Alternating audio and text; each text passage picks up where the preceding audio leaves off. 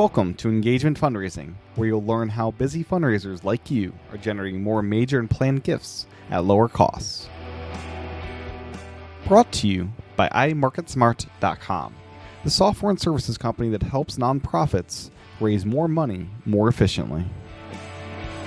I believe the person who gets into fundraising is, in the best sense of a word, a do-gooder, a low-ego person who wants to advance a cause and nurture the best in human nature, the desire to take less for oneself to help others.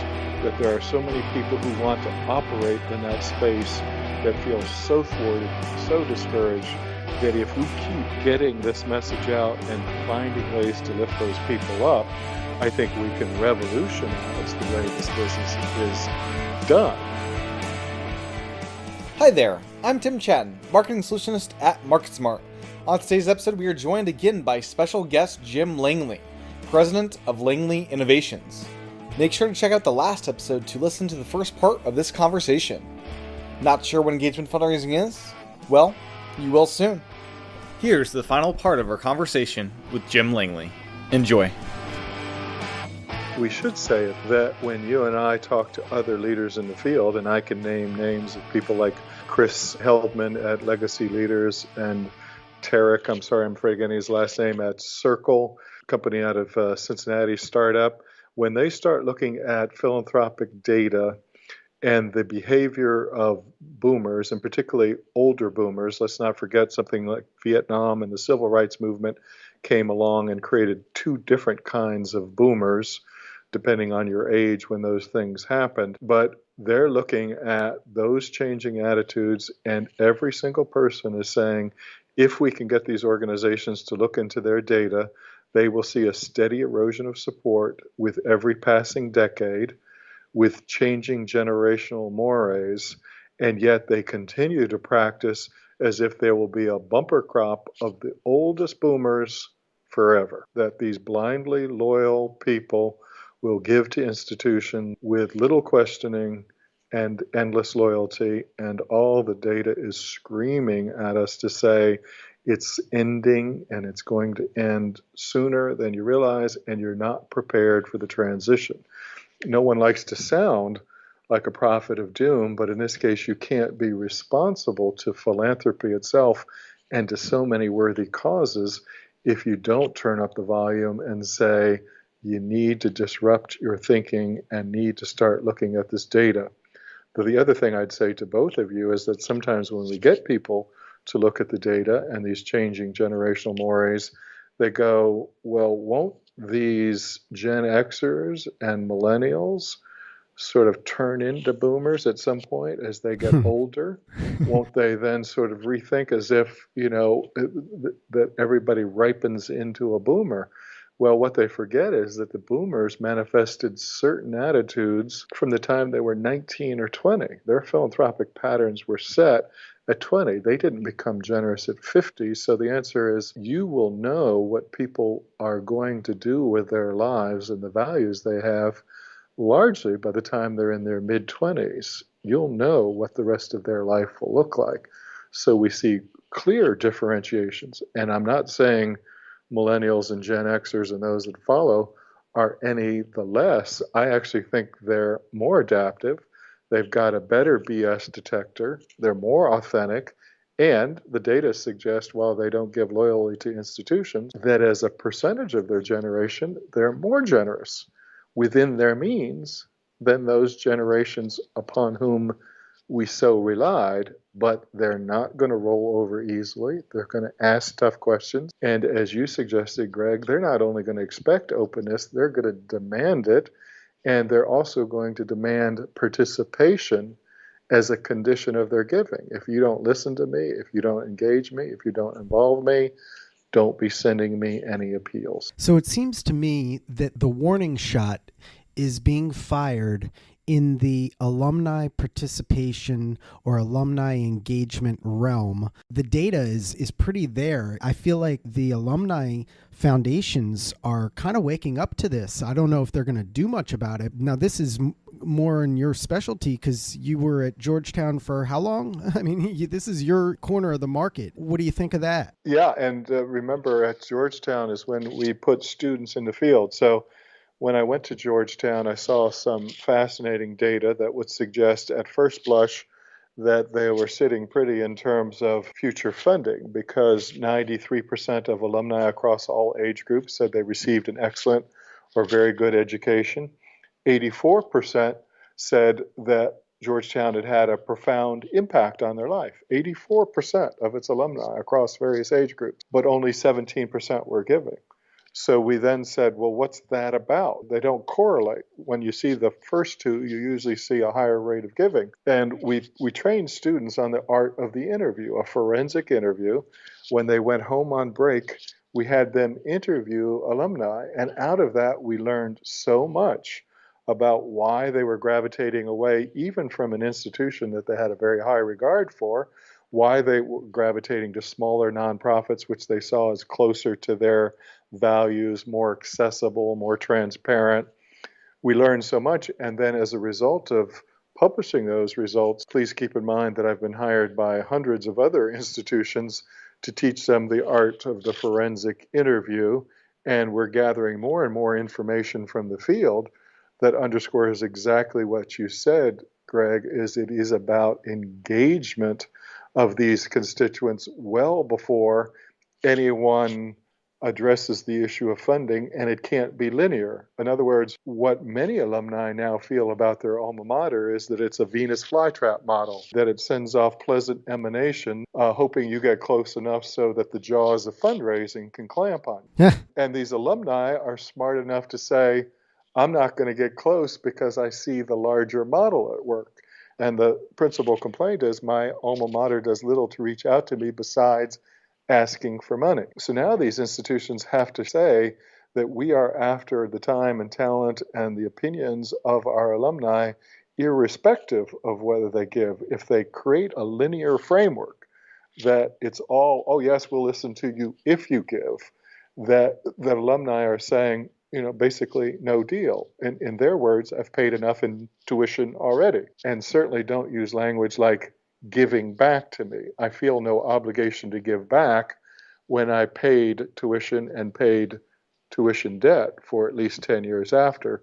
Don't talk to me about giving back. So now, what does this new engagement look like? And how do institutions of higher learning and nonprofits show that this is not a Venus flytrap model, but an exercise in participative democracy, and that knowledge gleaned from the field will be used to design strategies going forward.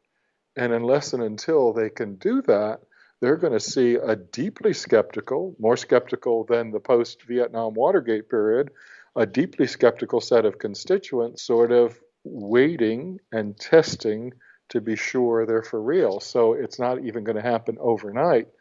If you're going to turn the situation around and engage in more sophisticated engagement processes, you better be committed to them for at least 5 years, and then through them start to build a stronger sense of constituency. So the way I see this in Greg speak, market smart speak, that you have to actually have dialogue with your supporters, whether they're donors or not. Anybody who has their identity designed around your mission, it's part of their identity. And interestingly, to create that dialogue, I mean, here comes the plug for Market Smart, which always happens at least once during these podcasts, is that, so way back when I fell into this by accident, I think it was 2008, I created a survey for a charity, was really how all this company started, because I thought they were not listening and I thought they were doing it wrong. I didn't know much about fundraising, but I knew if you were open and honest and you listen to people, that you can generally have a good conversation. And if you ask people for advice, you'll get money. But if you ask for money, you'll get advice. So we created this. Now, fast forward a few years, 8 years, 10 years. It's, oh my God. It's 10 years now. Holy cow. So fast forward, and years ago, I start hearing people telling me, oh, yeah, I was doing a presentation on the survey system and the results and this and that and this and that. And they're telling me about all these people from these other kind of so-called marketing companies taking pictures of the presentation. So then they create their own survey, right? Which is not a bad thing. I'm not afraid of the competition, but what I'm trying to say is they created a survey and they sell it to people not for the purpose of engagement, but for the purpose of just kind of like getting people to say that you're in my legacy society or something like that. So that like notches on their belt, they could say, yeah, clip, I got this. In fact, so much so has this bothered me that I realized the error of my own invention. Not to say I invented the donor survey. I mean, people have been doing that. It's just that we really perfected it and built the platform for it. The error of my ways is that we asked our customers if they would continue engaging. We recommended that they continue engaging with the donors. We showed them how they could continue, but a lot of them didn't want that. They just wanted to get the notches on their belt and move along. So now we've had some internal debates. I think I might put my foot down and say, we're not going to sell a survey unless you buy the engagement process that should come after that for dialogue, which is generally digital dialogue.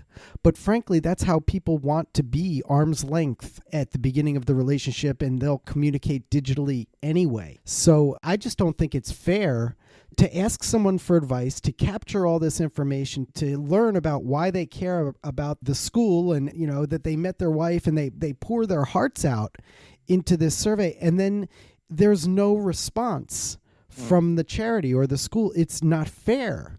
And I think the donors are actually going to remember that they're like, hold on, you asked me to lean in. I leaned in.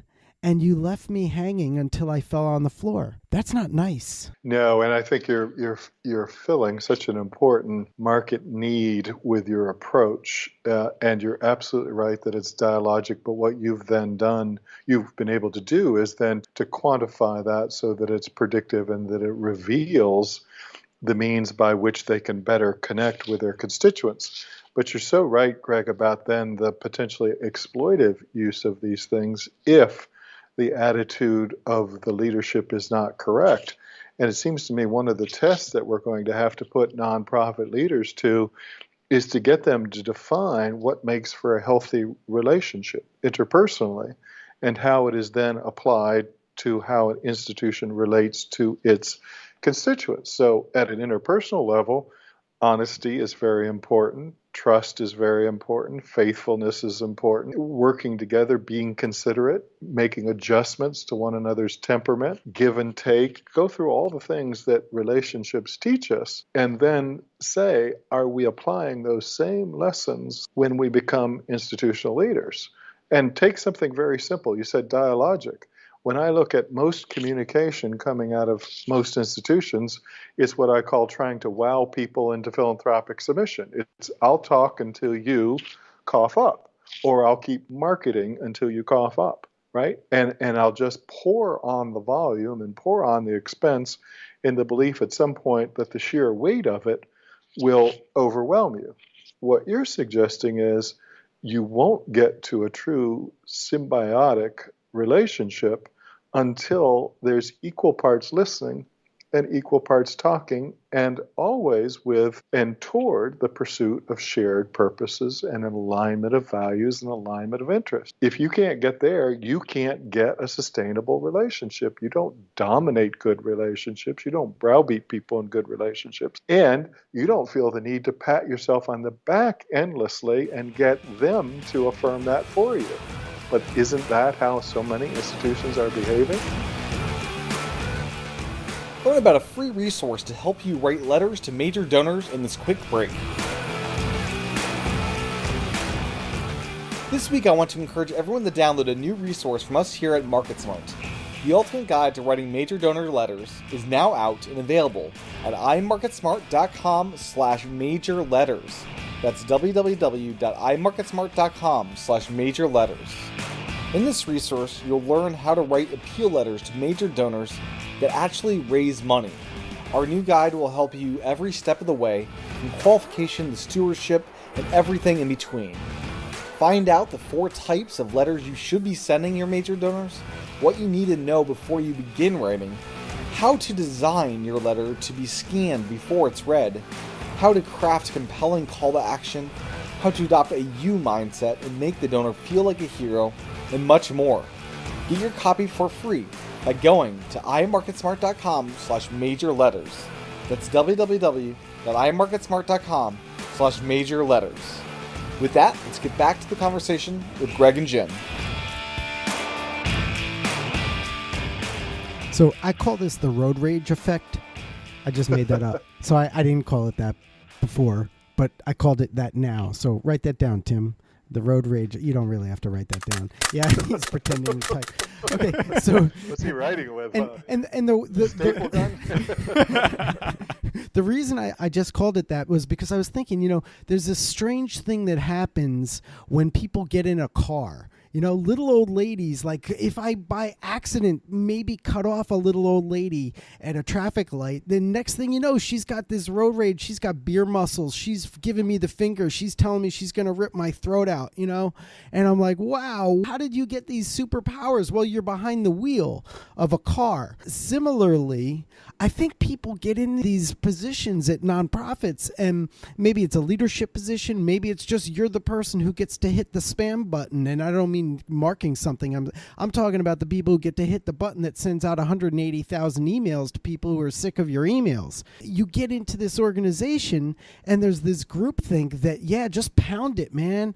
Pound it with a hammer until that nail goes through. They'll give. Come on, hit them again. You would never behave like that in a face-to-face engagement with real dialogue. But because you're like in the comfort and safety and security of your own building, you get these beer muscles. Yeah, can you imagine walking up to someone every time you see him, say, "Hey, give me some money"? Right. Yeah. Right. Interpersonally, it's like, did I tell you how great I am and why you should give me money? Every single time you met that person. But Greg, you had a nice phrase the last time we chatted, and that was, so many organizations are focused on buying a brand rather than building a brand. And you build a brand by proving yourself day in, day out. And you don't prove yourself if you're not listening to what your constituents want by giving through your organization. So that's my hook, is to say, don't ask people to give to you, ask them to give through your organization, and watch how that changes your mindset. Those nonprofit leaders that think they're important and they should be rewarded for doing good work are always asking to give to my organization. Talk about giving through. Where does that money go and how does it improve the human condition? And that will change the dialogue. Well, I think we're talking about here, really, when you boil it down, is trust. And trust in any marketing, fundraising, what have you, any relationship, trust is the cornerstone. It is the foundational cornerstone for building a relationship. And if you don't have trust, you really don't have anything at all. Nothing. But the funny thing about trust is that it's built slowly and incrementally, yet it can be completely dismantled and torn down or exploded in the blink of an eye. And then you go right to the bottom. All that work that you spent building it. Negative even, probably. That's right. And worse, get bad word of mouth. People want to tell 100 people about a negative experience, but they don't really tell everybody about the positive one. That's right. Yeah. We'll put that in an institutional perspective that say, it's the organization has been around for 5 generations. So one inept leader can squander the hard work of 4 previous generations who added value, who built trust, who delivered on promise. One inept leader can come in and undo all of that, and that's heartbreaking. Wow, shivers. Where's the hope? What are you seeing out there, Jim? Oh, I see lots of hope. I see enlightened leaders working very hard to deliver on promises, to listen before they solicit. As I said, elicit before you solicit. So I see some who get it. And those who I see get it did not just grow up within one organization. They had some experience where they had to be brokering, whether it was sales, consulting. At some point, they were in a market and had to understand how it worked and respect it. They had to somehow be close to a consumer, a client, a constituent.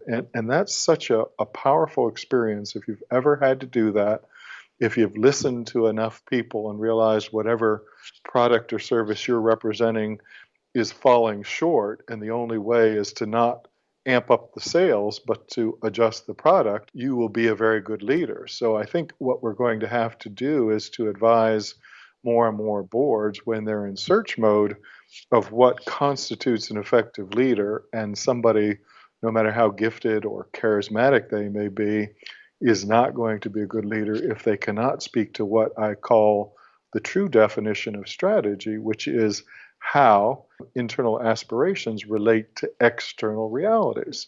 That leaders have to bridge those two and have to get internal aspirations to conform, in part, as in a good relationship, to those external realities.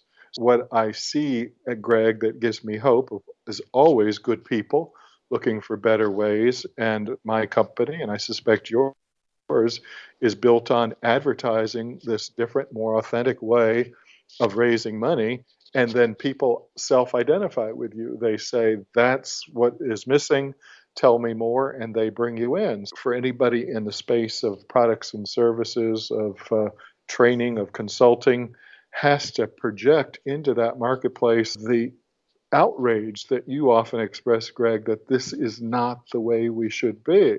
This is not who we are. There is a better way. Oh, and by the way, the best way is the wisest way in the long run. That authenticity is the best brand. So in my writing and my seminars, I get a tremendously powerful emotional response from people who have felt this, but felt somehow subordinated by these other crazy situations that they find themselves in. I see a powerful emotional release from more practitioners in the field than not, saying, this is why I got into this work. And how is it that we were led so far astray from what I hope to do with my life and my career? So I think this goodness resides in the majority of people, a desire to do good with their lives, to make a difference. The failures largely of complacent institutions. So back to my rotten door metaphor, the door is rotting, but there's a lot of goodwill leaning on it and a lot of good people hoping to break through to a better way. And I can name institutions, I can name practices where we're seeing this happen. But I believe the person, for instance, who gets into fundraising is, in the best sense of a word, a do-gooder, a low-ego person who wants to advance a cause and nurture the best in human nature, the desire to take less for oneself to help others.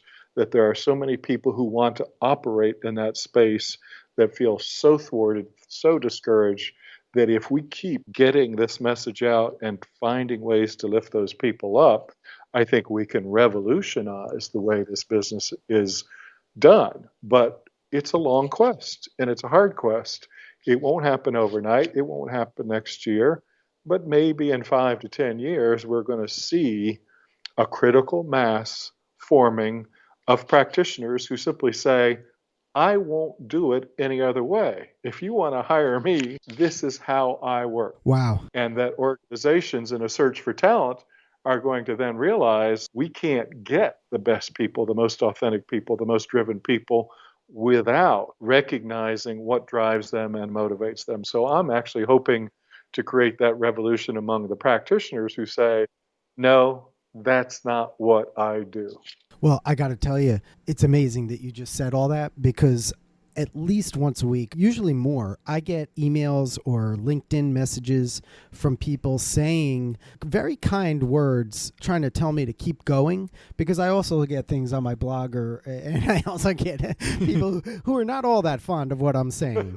But they're starting to cheer me on publicly, but for years now, it's been privately people sending little messages saying, hey, you know, what you said, I've been thinking that, but I didn't realize I was thinking it until you you said it, and then I was like, wow, I feel the same way. So much so that I feel like there's this massive machine, this fundraising machine that's been in action for so long, and it's just this locomotive, and it just kind of keeps chugging along with all this, spam and junk mail and people making money off of, charities in certain ways, whether it's good for the charity or the donor and all this stuff. This whole machine is operating. And then you have the fundraisers my heart goes out to most, not that I don't like the others, but the major gifts and the legacy gifts people who are out there and they're trying to do the good work, but they're given ridiculous metrics like you have to see 150 people in a year. And it's like, well, why? I mean, even if they're not qualified, and that brings me to at least how we do interviewing for staff here, is even if somebody wants the job, and they've been interviewed by us, we always stop them and say, okay, now we turn the tables. It's your time to interview the crap out of us. You can call any of our former employees. You can call even the ones that don't like us. I want you to find everything that's wrong with this place, because we're not perfect. But I want you to see that we're open to talk about it. And we do. We have, and Tim, you can attest to this, right? Because, yeah, absolutely. And I forced you. I said, you must interview us. You've got to opt in for this place. Yeah. And in fact, okay, so one last thing about that in saying that we're headed towards this tipping point is that thankfully we actually have clients who are now going, they're going to new jobs. And they're telling me, well, I'm interviewing here. And, of course, it's quiet. They don't want me to tell their current employer. But they say, but I wanted to make sure that they're using your system, because if they're not, there's no way I could work there without it. And this reminds me a lot of back in 2007 to 2010, the bring your own device kind of thing became a huge problem with IT departments of new employees wanting to use tech they know how to use and they prefer using. And the companies had to adapt to get the best employees to work there. They wanted to use that technology. That's exactly right, Tim. And like Greg, I get those messages, and added to yours, you may get the same thing, Greg. It's keep telling the truth. Yes. And you look at LinkedIn as an example, which I think is a very good professional network. It allows you to find kindred spirits. So, I started pushing the envelope and challenging the system. And I was getting, routinely 10, 15, 20,000 on some post 50,000. But what impressed me was highly accomplished professionals who didn't know me, only knew my words, then sharing. So they put their name on it, your words, and they send it publicly to people that they communicate with every day. I take that as a very positive sign. They're embracing it with their name and their reputation, which shows they feel the same frustrations we do, and they see the possibilities of doing this in a far more effective way if we can get out of this machine into something that's more human and more authentic. Tim, what do you think? Can we do this like another 2 hours? This is the longest podcast we've ever had. Yeah, this is like a 20-parter here. We're just getting started here. I don't know. I mean, usually they're like 15 or 20 minutes tops. So, look, I think we're going to want to do this again if you'll have us. Oh, I love it. Yeah? All right. Yeah. I love it. I mean, we got to keep this conversation alive, and let's talk about other kindred spirits and bring them in, because there are people who have seen the data, who've been in the field, and are full of the same passion, and particularly want young practitioners coming into the field to know that there are mature practitioners out there who are doing their darndest to put this whole enterprise on a more authentic track. And we greatly value what you're doing, Greg, in that vein. Well, that's a very much appreciated compliment from a man like you. I appreciate that. Tim, how do we wrap this up? How do we sum up the brilliance and frankly, the eloquence of Jim Langley? He's like the very polished version of me. Like, I would never send me to talk to these leaders the way that Jim. He puts it in a way that you can't not say yes to this approach. It's like I'm the dirty, scrappy guy from Jersey. Now. And not to knock New Jersey. I know a lot of people from New Jersey, but, I'm like the scrappy guy, but you're the polished guy. I love it. I love it. You're the shiny nickel. I'm that dirt. Anyway. Maybe my purpose is to articulate, but I know I'm not alone, and I know that I am joined by many, many kindred spirits. So maybe if I can help articulate in such a way where it gets through, then that's my role in this partnership. Either that or I got to learn to talk like you. That would be hilarious. That would be hilarious. Yeah. It doesn't happen around here. The staff, they wince when I walk around. No, they don't. You're used to it now. Yeah. Well, Jim, thank you so much for your time today. Thank For you. those that are curious about you, where can people find you online? You can find me at www.langleyinnovations.com, and you can find me on LinkedIn. Please join the conversation there. And you can also find a lot of my writings on the Academic Impression site, including 4 books and maybe 20 some articles. So please look me up, but more importantly, connect and start feeding this conversation. I don't want to be a dominant voice. I want to be a part of this revolution, but we need lots of voices singing in the same key. Love it. Thank you. Thank you so much. Thanks for listening to this episode of Engagement Fundraising. If you like the show, make sure to review it in iTunes and pass it along to a friend or colleague. If you're curious about what we do, make sure to check out iMarketSmart.com and to download the ultimate guide to writing major donor letters found at www.iMarketSmart.com/major-letters.